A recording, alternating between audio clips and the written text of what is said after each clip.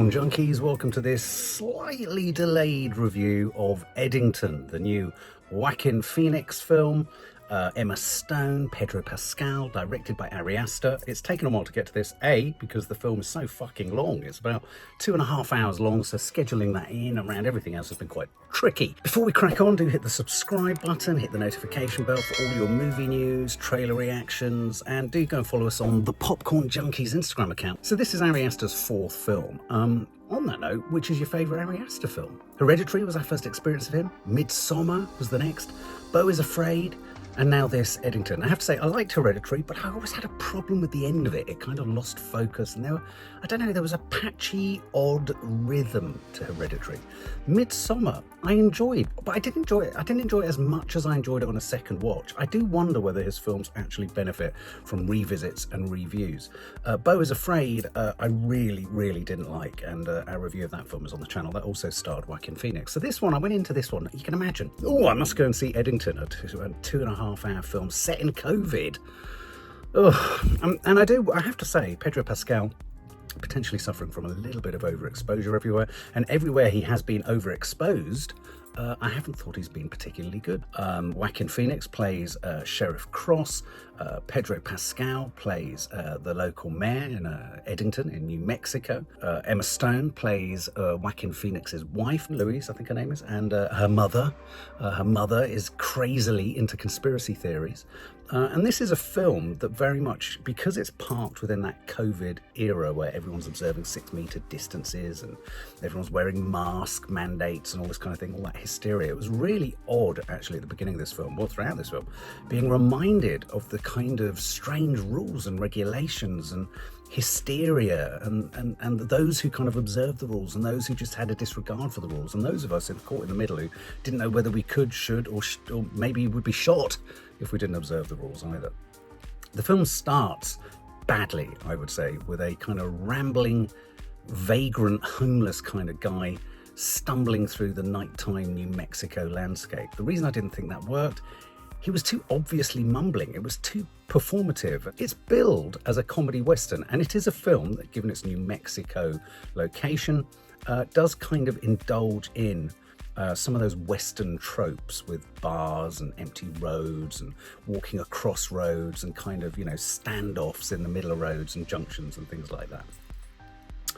So COVID is rife. Joaquin isn't, even though he's the sheriff, he doesn't wear his mask all the time. He's even told that he needs to wear it by some other police. He feels that people's rights and freedoms are being curtailed by the COVID rules and regulations. Meanwhile, Pedro Pascal, who's running again to be mayor, is kind of, his ticket is about being, good for the local community, good for business, but he's also an advocate of mask wearing, social distancing, and all the rest of it. So already right at the beginning, it was weird being taken back to the paranoia of COVID days, but paranoia is what this film is about. Paranoia, misinformation, conspiracy theories, online dissemination of news and ideas. This is a film that really is quite a mess, but in a weird way, whilst it's a mess and it's quite messily told, it kind of is quite an accurate reflection of the kind of mess that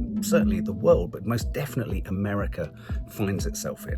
Now, to begin with, I quite liked, Joaquin Phoenix as this sheriff. I kind of liked the cut of his jib. He was kind of low-key, he was restrained. They make a big point of highlighting his asthma. He's not that authoritative for saying he's a sheriff. I mean, we've just had him kind of emasculated by a couple of cops saying, put your mask on, you're breaking the rules. He also has 2 hapless police officers who work with him at the sheriff's office. Classic Western, small-town Eddington type thing. As I say, he feels that the whole COVID thing negates the freedoms of the local population, and we see there's quite a few sort of scenes of him kind of rubbing up against those trying to enact the kind of COVID mandate. He kind of goes into a supermarket, he doesn't put on the mask, he goes and gets the shopping for a guy who's been barred from going in because the guy won't wear a mask, but he says he can't because of his his inability to breathe. And we get this kind of increasing kind of hostility and competition and sort of enmity that's developed between Joaquin Phoenix and Pedro Pascal. But where this film kind of gets really interesting is where Joaquin Phoenix is kind of a bit, as I say, he's a bit hapless, and yet at the same time, he's got this limpet kind of broken woman, Emma Stone, who really is broken. I mean, she looks completely different because I think her eyelashes or her eyebrows have been dyed or something. So she looks, it's amazing how the same face can look so different in so many films. She's weird, she's broken, she's damaged. She looks suspicious. I mean, I know quite a few people like this. She reminded me of someone very close to me. She's sort of, you know, suspicious of everyone's motives and what's going on. She's even suspicious of him. She's not particularly into him. You can feel that he's kind of, there's no affection, there's no passion, there's no intimacy. Her mum is a nightmare. She keeps walking around with folders full of conspiracy theory files, sort of insisting on, she's kind of, if you like, she's grooming her daughter. And so in an act of hubris, and it's the moment of hubris that I think is where this film starts to take off, the sheriff, Joaquin Phoenix, decides that he's going to run against Pedro Pascal. They've had a standoff, they've had an argument in the street, whereas Pedro is smooth and he's got the gift of the gab and the PR and he's got the posters. Joaquin Phoenix's sheriff just hasn't, and he's got two hapless idiots back at the sheriff's office who can't string a fucking catchphrase together if they tried. And so he decides to run for mayor. And this is hubris, and this is where you begin to get, I think, his character, Joaquin Phoenix's character, becomes really quite intriguing and interesting, because you begin to think, well, what the fuck is driving this guy? And so at first I would say this film feels very slow. It felt very slow. I felt very impatient with it. I felt like, well, where are we going? There was a lot of footage of us following him. The sound of him walking with his keys and his gun and his heels clipping, it was very Western-y. His dysfunctional situation at home, he's taking his own painkillers to sleep, you know, things are kicking off, people are kind of protesting against the kind of COVID mandate. We even have the George Floyd Black Lives Matter moment. And as I say, so whilst at first it felt slow and meandering, I literally at one point watching this, about 45 minutes in, slapped myself around the face. I said, look, slow down. I do sometimes worry that in watching films and consuming, I mean, lots of filmmakers, myself included, don't like films just being called content. But because content is thrown at us so quickly and rapidly, streamers, series, I think there's an impatience creeps into watching films. And so I actually said to myself, as I say, at 45 minutes in, slow down your expectations. Calm down your expectations. There once was a time when I was a film student, when I used to love going to the cinema to watch really long, meandering French films by Eric Romer or Claude Chabrol or whatever, you know, you weren't chasing a story. You might have got a tidbit of narrative, but actually you went to sort of think things and feel things and not really know what the fuck was going on and trying to connect things. But it's like we've almost kind of lost our ability to get lost in fiction. Oh, I like that. We've lost our ability to get lost due to GPS and everything like that, Google Maps, but we've also lost, I think, our ability to get lost in stories or characters or narratives, and we demand that they make sense quickly. Now, this is a film that doesn't make sense quickly. This is one of those films that you could quite easily, if someone else watches this, I could easily sit with you and discuss it for hours, debating certain scenes. Why did that happen? Why did he respond to that like that? What was Austin Butler doing in there as a kind of cult leader? What had he convinced Emma Stone of, so that Emma Stone and her mum become, enamored with him and eventually end up leaving Joaquin Phoenix and all this kind of stuff, And so what was actually driving Joaquin Phoenix's desire to succeed at being mayor? Was it a kind of a corruption in his head? Was it ego? Was it competition? Was it jealousy? What did he want? What was he trying to prove? And so I said, just slow down. And if you slow down with this film, go into this film expecting to be a bit confused, but actually you're going to witness some quite interesting performances, intense performances. Just go with the flow. I don't think we go with the flow enough with films anymore. As I said, it's been really well established stylistically. You'll have seen it in the trailer as well, that, social media, multimedia, lots of different screens, imparting lots of information, disseminating news, disseminating kind of theories. There's a lot of that in this, and that can sometimes really not work. I mean, I'm making a film at the moment which involves a lot of kind of phone usage, and I actually made a decision not really almost to feature the actual phone itself at all, because the mobile phone in films is, I often think, a kiss of death. But I I actually think Ari Aster did a very good job here of bringing to life that archival footage. I thought this did a really good job, this film, of kind of, constructing that complicated web of pressure. And so what you feel in this film is that every character, even the smoothest and the smarmiest and the most apparently kind of in control, Pedro Pascal, everyone is fractured. Everyone is ill at ease. No one really knows what the fuck is actually going on or really necessarily what the right thing is. And in a weird way, you could argue that sticking to those COVID regulations, which was the case in real life, gave some people who are uneasy about the uncontrollability of life order.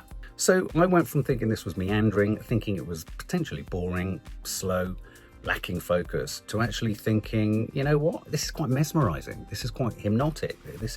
We're watching, Joaquin Phoenix is awkward. He's awkward in every scene. He's an awkward character, but it's not that kind of awkward Joaquin Phoenix where you kind of go, oh God, it's method. He's genuinely awkward. When he went head to head with Pedro Pascal in the street, again, that was in another trailer, there's posters of it and photos of it. Pedro was really good in that scene. Pedro is smooth, he's smarmy.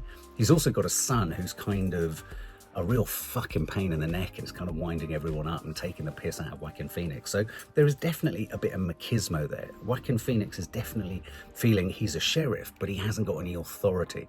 And I think having authority is what he's missing and what he's wanting. He doesn't have authority with his wife. He doesn't have authority in his home. He doesn't have authority really with his campaign, with his colleagues at the sheriff's office. And he certainly has no authority when he's out on the street trying to manage riots, students, kids, or even when he bangs on the window whilst Pedro Pascal's got sort of people in his bar and they're all having a drink, but they've got masks on.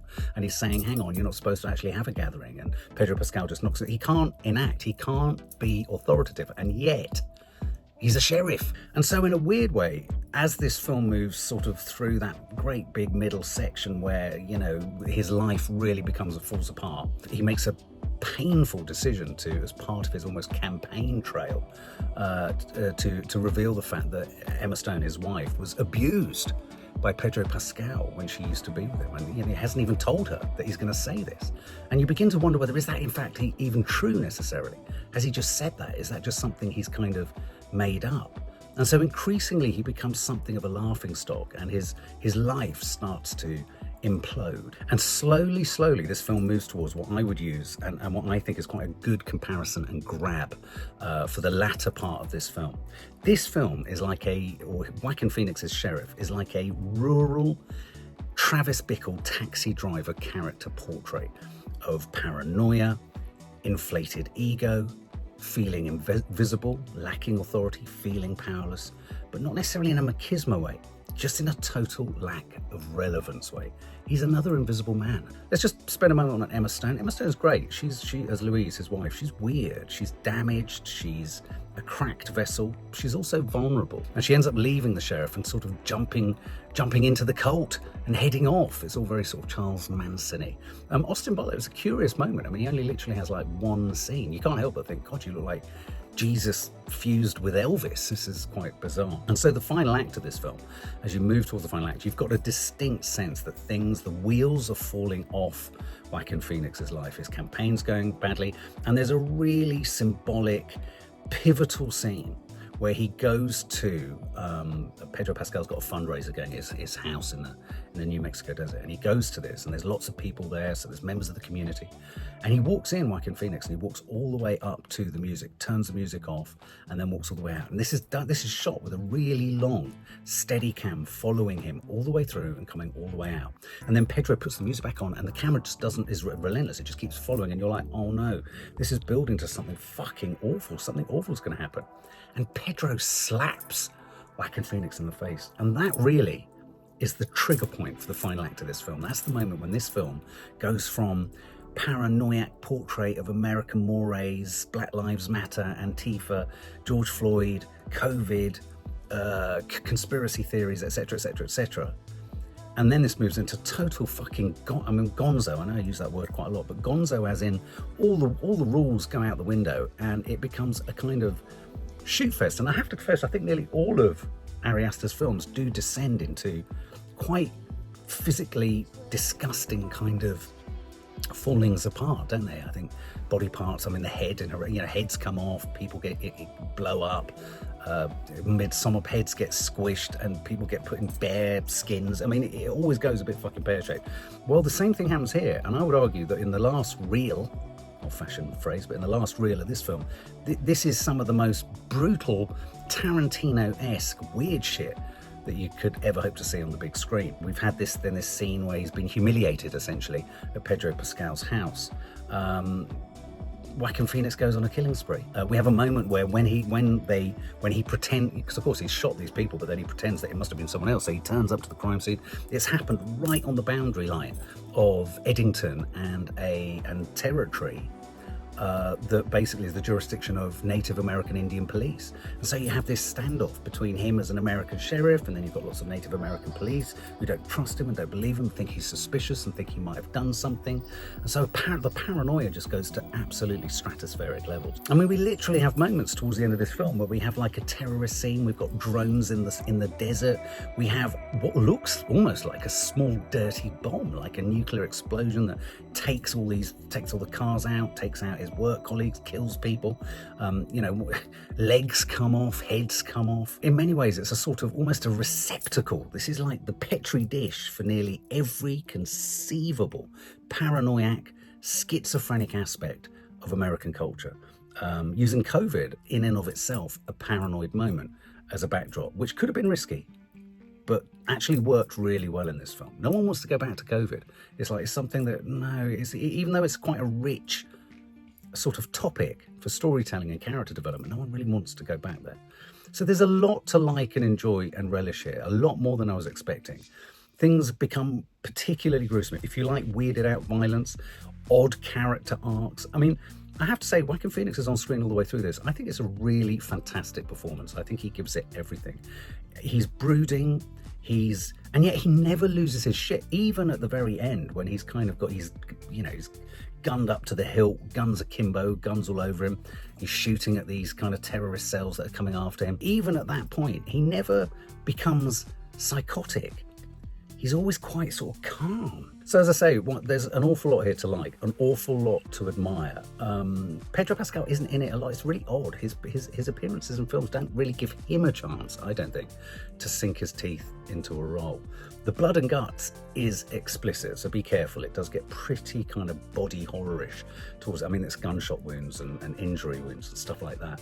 And as much as all the heads and bodies explode and legs come off and body parts shatter, we do watch almost every single character in this film go through mental anguish, and even the one character in a weird way, Pedro Pascal and Austin Butler's character, even though they're the calmest, it's such a manufactured calm that's hiding loads of fucking weirdness in both of them. If you're a cult leader, you've got to be a weirdo, haven't you? So everyone is going through mental anguish. Everyone is going through doubt. Everyone is suspicious of everyone. People are constantly consuming half-truths and memes about each other, about themselves. There's lots of kind of meetings via Zoom and stuff like that. And it's that weird thing that we live in now, which is despite all these various ways and means of staying connected and keeping in connection with it, or keeping the connection going between ourselves, none of the connection is actually real. So everyone is left in their own sort of paranoid, schizophrenic, self-reflective, egotistical sort of, hellhole of your own head. I wrote this down as I came out. This is almost like a raw, as in raw, not cooked, raw, as in rrrs. This is a raw of what I would describe as almost American psychosis. America just doesn't know what the fuck it is anymore. And this film is a really, meandering and vast and at times annoying and frustrating, but it's quite an interesting, complicated and compelling portrait of a guy careening out of control, and a town also careening out of control too, and thereby a country losing its own sort of sense of perspective and direction. There's no American dream in this film.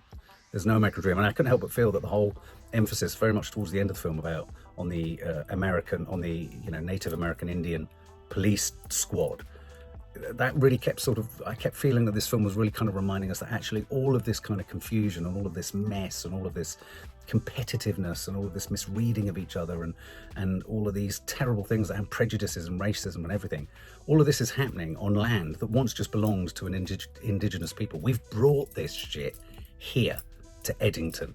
We've put this boundary line, this arbitrary boundary line. I think that's what the arbitrary boundary line was about. The fact that it ran right through Pedro Pascal's house so that the crime scene was almost bisected by, by the two kind of territories. It was kind of making a mockery of boundaries, a mockery of place, a mockery of America. And so all in all, I would say right at the end, this was like an American-European movie where you won't get everything. You can't connect all the dots. Partly because most of the dots aren't meant to be connected. And I think Nadia said about, was it the Rosen method the other day? Just because you can't explain something doesn't mean it doesn't happen. I think we're encouraged, and I would adopt the same attitude to this film. Don't go into this thinking you have to understand everything. I remember David Lynch saying, life doesn't make any sense. So why do we expect all films and all stories to make perfect sense? In a weird way, it's really restrictive, prescriptive and reductive for every single film to just tell a neat story, because it means we walk out actually with all those emotions tied up. This is a film that really explodes emotions, like a little bit like Joaquin Phoenix explodes a lot of people's heads. But it's and I think he's sensational. I think he's brilliant at the heart of this. This is another reminder of just how, yes, he can be low key, yes, he can be mumbly, but that really works in this character. So I found myself really enjoying this, but I did have to, just a warning, I had to really be disciplined and say, turn off the speedy, this needs to make sense, what is this about, what is the point of the story, what does that mean? Try and just park some of that to the side and go with it. So if I was to score this, it's a tricky one. I'd probably give it 75 out of 100. I much preferred it to Beau is Afraid, and I think I preferred it to Hereditary, actually.